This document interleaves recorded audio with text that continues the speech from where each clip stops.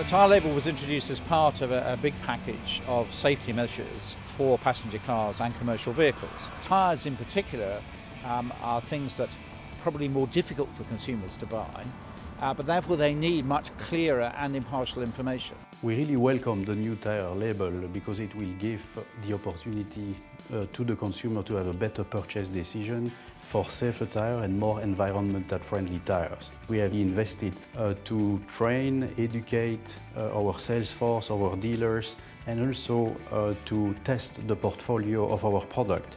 We will be supplied with the tyre label, all new tyres coming into our shops, and of course with promotional material and very important information explaining some more technical aspects about the tyre label. We have more than 270 engineers and testing experts to grade and assess the portfolio. It's about 10,000 different tyre types that we have to test and be ready when the regulation is in place. I think as a dealer it'll give me the chance to speak to customers, engage them and talk to them about the benefits of tyres and try and get away from just purely price. EU tyre label will be introduced in November 2012. It will highlight 3 tyre performances: noise, wet braking and rolling resistance of the tyre. The rolling resistance test is run in the lab on a flywheel. So we put the test tyre on the wheel and we push it against the wheel with a certain force. The more the tyres have a high rolling resistance, the more the car slows down. If you have a tyre with an A grading on rolling resistance versus a G grading on rolling resistance, there is about a difference of 7.5% on the fuel consumption. And if you think about that, over the lifetime of that tyre, the consumer would save about 300 euros that he could use for the next purchase of a next set of tyres, for instance. The wet grip index test is a test that evaluates the tyre's ability for road holding on a wet track.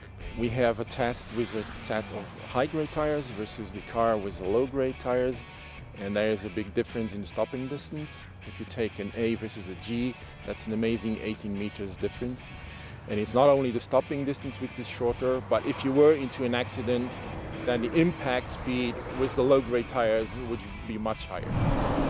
So we run on a vehicle at a given speed, we enter the measurement zone, the driver switches off the engine and then codes by the microphone. And that way we just capture the tyre noise, which is what we need to grade the tyre for the EU tyre label. You can only give consumers, I think, a certain amount of information. You absolutely don't want to overload them. So therefore I think we focused on clear criteria that enable consumers to make an informed choice.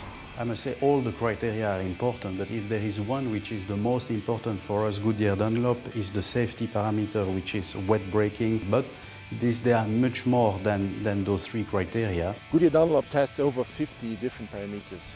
So the tyre grades do not tell everything. That's why we recommend that people consider the grades, but they also look at the reputation of major tyre manufacturers and that they take professional advice from tyre dealers. Our hope as a company is that the EU tyre label will help the consumer to select the correct tyre for safety and environmental impact.